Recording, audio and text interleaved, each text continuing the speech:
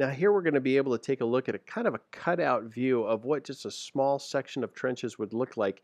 Keep in mind there was upwards of 450 miles of trenches that were dug during World War I. Like I had mentioned, the Germans were the first ones to dig in. They took the best territory and they had the high ground. The British and the French troops, and of course the American troops that come in later, they really were left with very poor territory. And what had happened was, is because they were lower ground, as they began to dig their trenches, the water level was very, very close to where their trenches, where the ground already was. So they would dig 1 or 2 feet down, and all of a sudden now there's a water problem. You're going to see this. I'll show you some pictures later.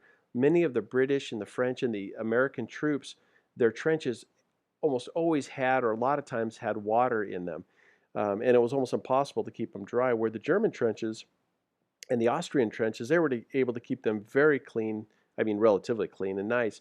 You're going to see a cutout here. Here's an example of what a German trench might look from the air. There's several things that I want you to keep in mind here, and after we get done with this presentation, I'm going to have you give what your insights or what impressed you most about or what you learned about these trenches.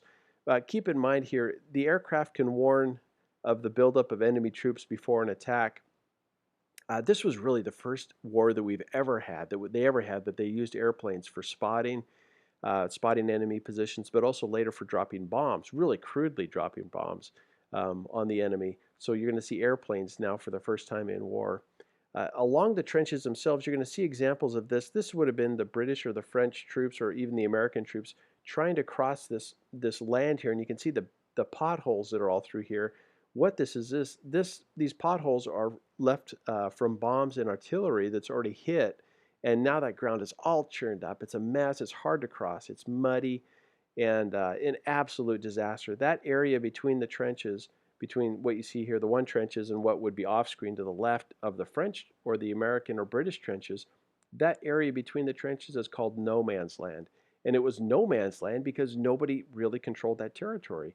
And once in a while, you'd get some crazy commander that would tell his troops, okay, we're going to run across no man's land. We're going up over the top of our trench.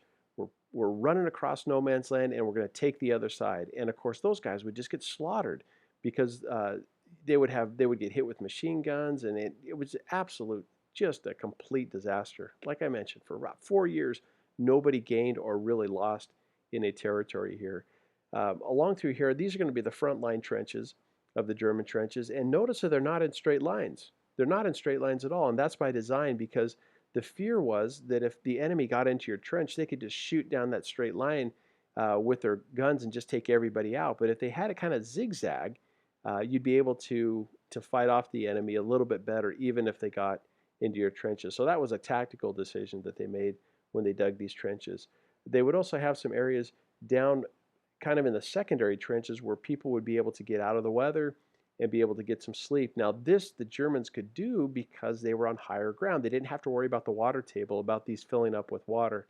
The British, American, and French troops could not do that because their trenches were lower elevation and oftentimes would fill up with water. And then farther back here you could see this is where long-range artillery would be way, way back. I mean, 5 kilometer or 10 kilometers, around 5 miles, something like that, back behind the lines. And so they would just launch artillery at the enemy. It was just tailor-made for an absolute stalemate in the war. And we're going to talk about some other things that both sides used to try to get people out of the trenches once they were locked in. But there you go. Now you have your first view of what a trench in World War I would have looked like.